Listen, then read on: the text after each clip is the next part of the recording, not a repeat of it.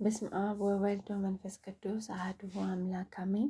እንኳን ለቅዱስ ዕፀ መስቀል ዓመታዊ በዓል በሰላም አደረሳችሁ አደረሰን አሜን። መጋቢት 10 ቅዱስ ዕፀ መስቀል ለስም አጠራሩ ጌትነት ይሁንና ቸር አምላካችንና መድኃኒታችን ኢየሱስ ክርስቶስ እኛን ለማዳን ከሰማያዊ ክብሩ ወደ ምድር ወርዶ በማኅፀነ ማርያም እግዝእት በኪነ ጥበቡ ተጸንሶ በህቱም ድንግልና ተወልዶ በፈቃዱ መከራ መስቀልን ተቀብሎ ከግራ መቆመት ከገሃነመ እሳት ከሰይጣን ባርነት ከኃጢአት ቁራኝነት አድኖናል። እምትሆነ እሳት ዘይት ነደድ አንገፈን እንዳለ ሊቁ ምንም መስቀል በብሉይ የወንጀለኞች መቅጫ ሆኖ ቢቆይም እግዚአብሔር ለዓለም መዳኛነት የመረጠው ነውና ህብረ ትንቢቶች ሲነግሩት በብዙ ህብር አምሳልም ሲመስሉ ኖረዋል። ከተፈጥሯችን ጀምሮ ለዓለም ራሷ አርያ ትዕምርተ መስቀል ናት። እግዚአብሔር አለቃ እንዳይገድሉት ከሰጠው ምክንያት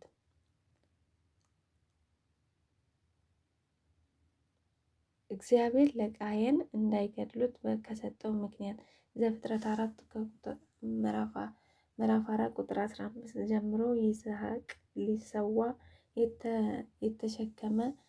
የተሸከመው እንጨት ዘፍጥረት 22 ቁጥር 6 ቅዱስ ያዕቆብ ያያት የወርቅ መሰላል ዘፍጥረት 28 ቁጥር 12 ያዕቆብ የዮሴፍ ልጆችን የባረከበት መንገድ ዘፍጥረት 48 ቁጥር 14 በባህረ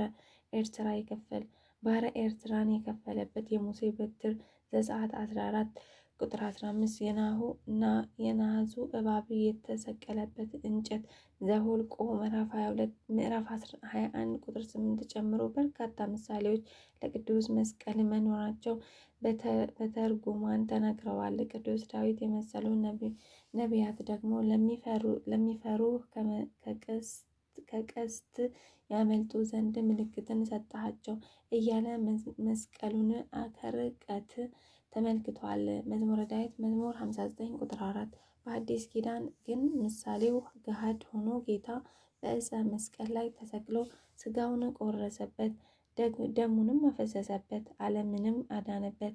ስለዚህ መስቀል ብርሃን ለእኩሉ ዓለም መሰረተ ቤተ ክርስቲያን ተብሎ የሚመሰገን ሆኗል። ቅዱስ ያሬድ ሊቅ አክሎ መስቀል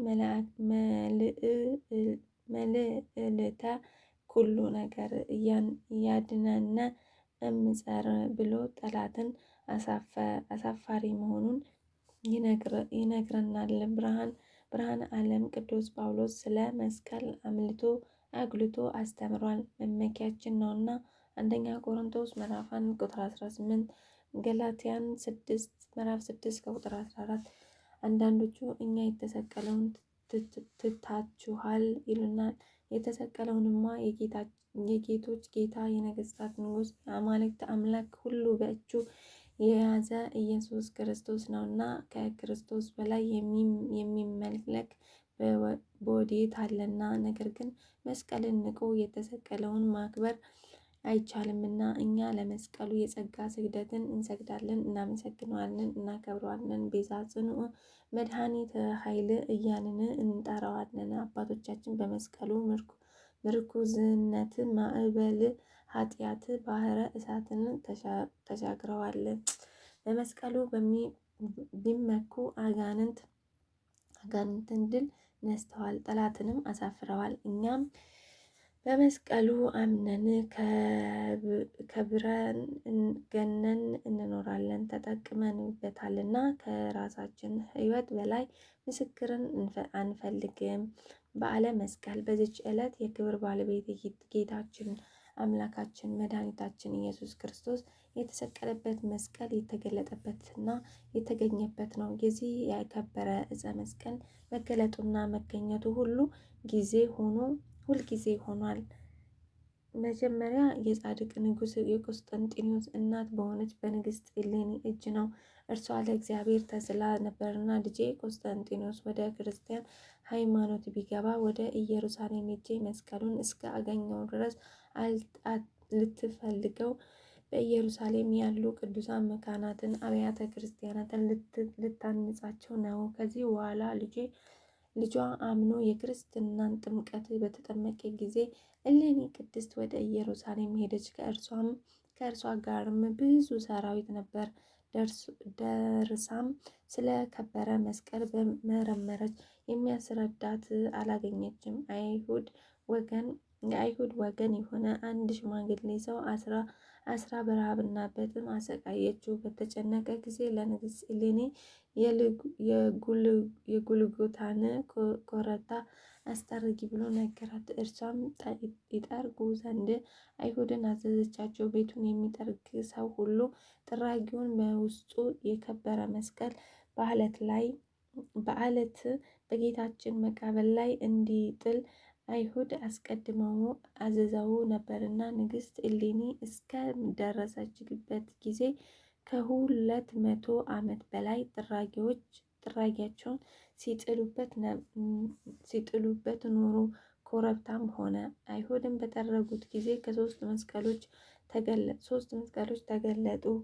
የክብር ባለቤት ክርስቶስ የተሰቀለበት የትኛው እንደሆነ አላወቁም።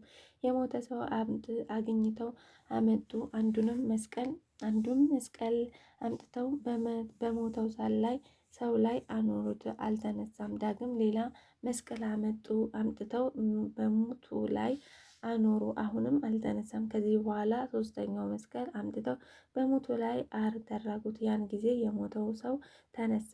እሌኒም የክርስቶስ መስቀል እንደሆነ አውቃ ሰገደችለት። የክርስቲያን ወገኖች ሁሉ ሰገዱለት። ለልጇ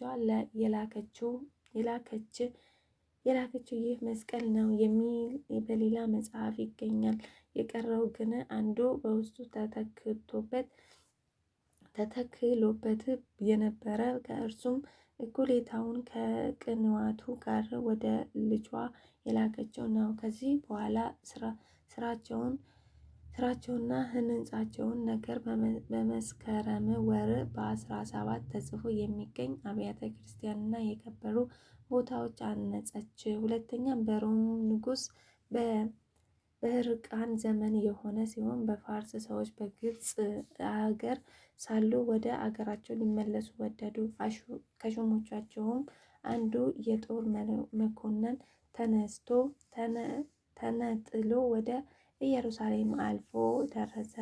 ወደ ከበረ መስቀል ቤተ ክርስቲያን ገባ። መስቀልን በላዩ በተተከለበት ግንድ ፊት ታላቅ ብርሃን ሲያበራ አይቶ ሊያነሳው እጁን ዘረጋ። እሳትም ወጣች፣ እጁንም አቃጠለችው። ከክርስቲያን በቀር ማንም ሊነካው እንደማይቻል የመስቀል የክብሩን ነገር ሰዎች ነገሩን። ሁለት ዲያቆናትም ይዞ የከበረ መስቀልን እንዲሸከሙ አዘዛቸው። ከኢየሩሳሌምም ብዙ ሰዎች ማርኮ ወደ አገሩ ተመለሰ።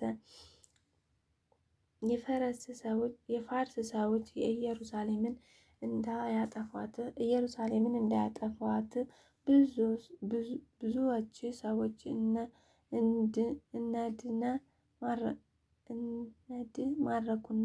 ሰዎች ማረኩና የከበረ የክርስቶስንም መስቀሉን እንደወሰዱ የሮም ንጉሥ ሕርቃን በሰማ ጊዜ እጅግ አዘነ። ስለ እርሱም እንዲጾሙ ምዕመናንን አዝዞ ወደ ፋርስ ዘምቶ ወጋቸው፣ ብዙዎቹንም ገደላቸው። የከበረ ዕፀ መስቀልንም እየፈለገ በሀገራቸው ሁሉ ዞረ፣ ግን አላገኘውም። ያ ዲያቆናቱና መስቀልን የወሰደ መኮንን ከቤታቸው በቤቱ አንጻር ባለ በአንድ ቦታ ላይ ወስዷቸው ጥልቅ ጉድጓድ እንዲቆፍር አዝዞ በዚያ የከበረ መስቀልን አስቀበረ። እነዚያንም ዲያቆናት ገደላቸው። ነገር ግን ያ መኮንን የካህናት ወገን የሆነች በእርሱ ቤት የምትኖር አንዲት ብላቴና ነበረች። እርሷም የከበረ መስቀልን ሲያስቀብርና ሁለቱን ዲያቆናት ሲገድላቸው በቤቱ ውስጥ ሆና በመስኮት ትመለከተው ነበር። ወደ ንጉሥ ሕርቃልም ሄዳ መኮንኑን ያደረገውን ሁሉ ነገረችው። ይህንንም ንጉሥ ሰምቶ እጅግ ደስ አለው። ያቺ ብላቴና መራችው። ከእርሱም ጋር ብዙ ሰራዊት ሆኖ ኤጲስቆጶስና ካህናትም ነበሩ። ወደ ቦታውም እስከምታደርሳቸው ያችን ልጅ ተከትለዋት ቆፍረውም የከበረ ዕፀ መስቀልን አገኙት። ከአዘቅቱም አወጡት። ንጉሱና ሰራዊቱንም ሰገዱለት ይላል። ስለ ቃሉ የቃሉ ባለቤት ልዑል እግዚአብሔር የተመሰገነ የተከበረ ከፍ ያለ ይሁን። በቻላችሁ መስቀል ዛሬ መስቀል ሁሉንም ለማንበብ ሞክሩ። እኔ ካጭሩ በጥቂቱ ነው ትንሽ ጨረፍ አድርጌ ያነበብኩት። ወስብሐት ለእግዚአብሔር ወለወላዲቱ ድንግል ወለመስቀሉ ክቡር። ይቆየን። አሜን። አባታችን በሰማያት የምትኖር ስምህ ይቀደስ፣ መንግስትህ ትምጣ፣ ፈቃድህ በሰማይ እንደሆነች እንዲሁም በምድር ትሁን። የዕለት እንጀራችንን ስጠን ዛሬ፣ በደላችንን ይቅር በለን እኛም የበደሉንን እንደምናቤት፣ ወደ ፈተና አታግባን ከክፉ አድነን፣ መንግስትህን ኃይል፣ ክብር፣ ምስጋና ለዘላለም አሜን። እመቤቴ ቅድስት ድንግል ማርያም በመልአኩ ቅዱስ ገብርኤል ሰላምታ እንልሻለን። በሐሳብሽ ድንግል ነሽ፣ በሥጋሽ ድንግል ነሽ። እናቴ እግዚአብሔር እናት ሰላምታ ላንቺ ይገባል።